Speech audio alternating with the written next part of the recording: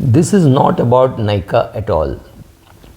This is about some past incidents which have happened in this country, and I'm not naming all of them, I'm naming some of them. So first let's go back in time, sometime in the 1980s, 70s, 80s. For a company to declare a bonus, the statutory auditor had to give a certificate that they had enough reserves to be able to service the capital after the bonus issue, right? So they had to, so you could not take the revaluation reserve into account and things like that. And the certificate had to be given by the statutory auditor. One very famous company which later got into controversy because of how the current management treated the original promoter, which is the Raymond Group, wanted to declare a dividend, but they had a very upright auditor called SB Bilimoria, which was then headed, I think, by Mr. Y.H. Maligam, who is currently with Deloitte. And somehow they refused to give the certificate. So what did the promoter do? The promoter changed the auditor.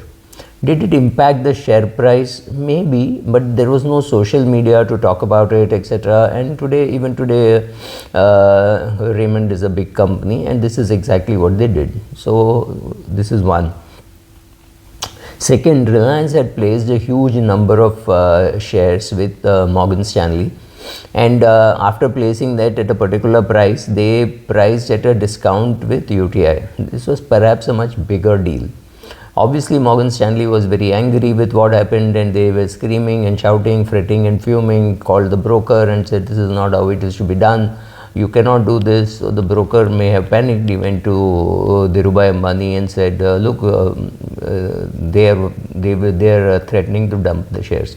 So what could Mr. Ambani, what could a typical promoter do? It's okay if they dump it, I'll buy it, right?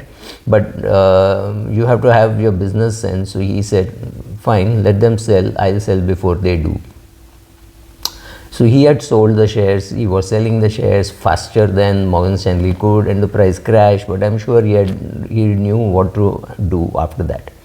This is second incident. The third incident is in the fixed deposit market, there were many companies. There was a company called Lloyds Finance, there was a company called Apple Finance. This has got nothing to do with the Apple of US. There used to be a company called Apple Computers in India. They had a finance company, and then there was Tata Finance. These two companies, Lloyd and Apple, were rated AAA, and Tata's were rated AA+. So whenever somebody had to keep a fixed deposit, you could tell them, look, these are AAA and this is Tata Finance, which is AA+. They would smile and say, it's still okay if it is AA+ or A+ or whatever, we will keep it in Tata Finance. And these two companies, I think both the companies went from AAA to D in about 6 months' time. So the rating didn't matter. It was done by the revered CRISIL. The rating didn't matter simply because people's perception of what happened was that we will keep money in Tatas, we will not keep it there. So that is fantastic perception management by Tatas. And then things did go wrong in Tatas. There was a 300-400 crore problem, which the Tata Group stood up, and some of the bigger companies which had the cash flow paid up in full. How they settled it internally, I do not know, but people did not lose money in that deal. So, right, this is the third transaction. The fourth transaction is there is a South-based company which came out with a rights issue at 50 rupees, and a Bombay-based merchant banker said you could come out with the public issue at 100 rupees. That's not a problem. The group didn't like it, but they did come out with a 100 rupee public issue and a 50 rupee rights issue. And after some time, the company was declaring a dividend, which was 50% dividend. 50% was 5 rupees, because a 10 rupee share, they bought it at, they were declaring 50% dividend, so 5 rupees was the dividend that you would get. And then the Bombay-based banker said, oh, market may not be expecting such a dividend. And the group chairman is supposed to have said, I don't care what the market is expecting, but if my investors can't even get savings bank rate of interest, the savings bank rate of interest used to be 5%, I don't deserve to show my face to them. The share price had already fallen to 60 or 70, right? So that is the time when he felt that, so certain things are very important. So why did I quote all these things? Also, the latest incident is the Tata Sons being taken from a public limited company to a private company to stop Shapurji Pallonji group from selling their 18%. That was again below the belt kind of an activity. Now what I am trying to say is, what you did is important, but what the market perceived is more important. For example, the market perceives the father of civil aviation in India is, of course, Mr. J.R.D. Tata, because he started the first airline. This is just fantastic PR done by them, nothing wrong with that. But how many people know that it was Walchand Hirachand who set up the first aircraft manufacturing company, right? So, and he called it, I think he himself called it Hindustan Aeronautics today, which is listed and quoting at $2,600, right? So this is of course now a government company. It does not belong to Walchand Hirachand. But Walchand Hirachand did not spend enough money to tell the world that he started the first civil aviation company. His children, grandchildren, nobody seems to have reiterated that again and again, saying that look, Walchand Hirachand was the first Indian aircraft manufacturer. It must have taken some guts to set up aircraft manufacturing, right? So it's a question of what happened and the question of what is the perception. So the market does not think that what Tata's did in taking the company private as something wrong. The market did not think that what Raymond did in changing the auditor was wrong. Companies continue to get good PE.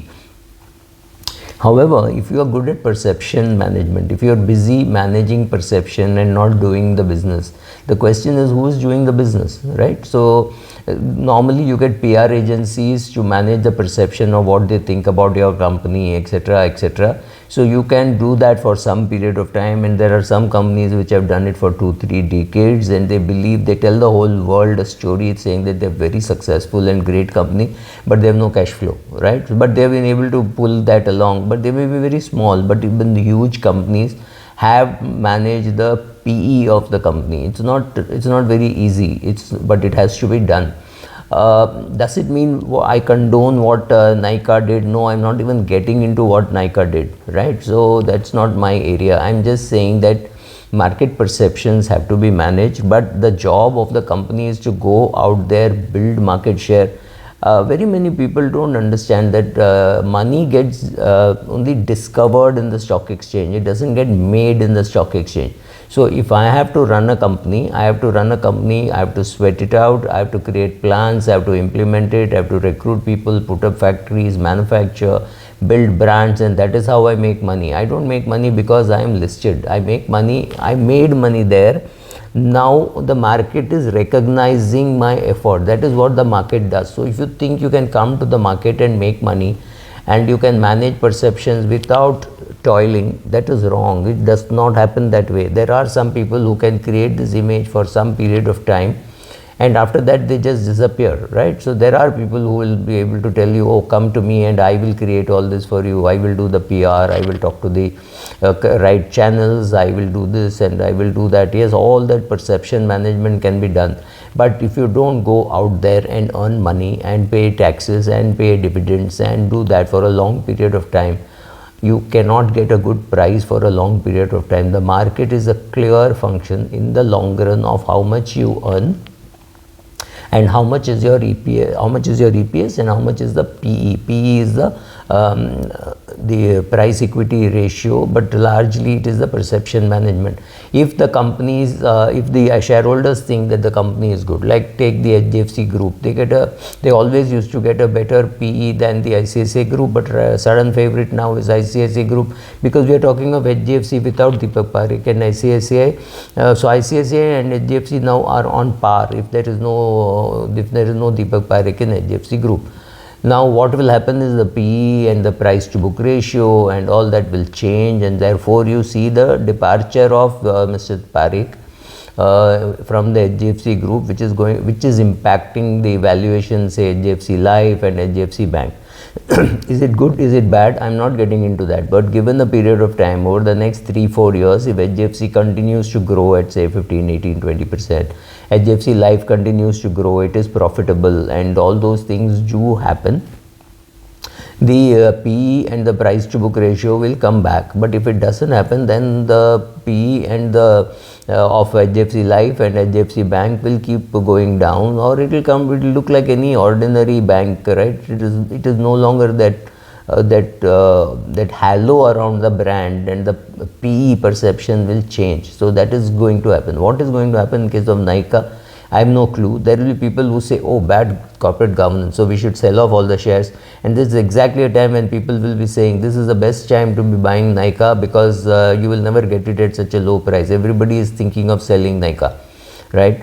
Another problem is when people don't know the difference between an IPO and an OFS. If I am a small entrepreneur and I want to go public because I need the money, then I behave in a particular way, saying every new shareholder who comes to me, we have to start building a relationship, because it is for him that I am working. I have to create value for him. Tomorrow when I make more money and I need more money, I am going back to her or him and trying to raise more money. So I need that relationship. My relationship with my shareholder is very, very important and sacrosanct. Very many companies, I mean most of the companies give that respect. However, if I am a small guy and I have already placed my shares with the PE funds, and I don't really need the money, company is doing very well, but I have placed it with 12 PE funds, I have given a lot of stock options to my employees, I have placed shares with friends and relatives and my mom and dad and brother and sister, then I need an exit for all of them. So I do something called a small public offer and a big OFS. In an OFS, the persons who are selling are not just my friends and relatives, but all these private equity companies. Private equity companies do not care a damn about my shareholders, right? So they will come at any price, whatever suits them. So the relationship now is three-way, right? Between me, my VCs and my shareholder. And my VCs don't care a damn about the shareholder, and they don't care about the relationship between the shareholder and me. So I have to be very careful. So every OFS, if you see, has always been terribly overpriced. The share float managed, share perception managed. They make sure that there is not enough float. They make sure it does not come in F&O. They make sure the market cap is up, but it does not come in F&O. So if it does not come in F&O, nobody can short it. So therefore, it won't come into the index. All these things are happening. You are watching it happen, and therefore I don't enter some of these companies. And like I said, no names, please. Thank you.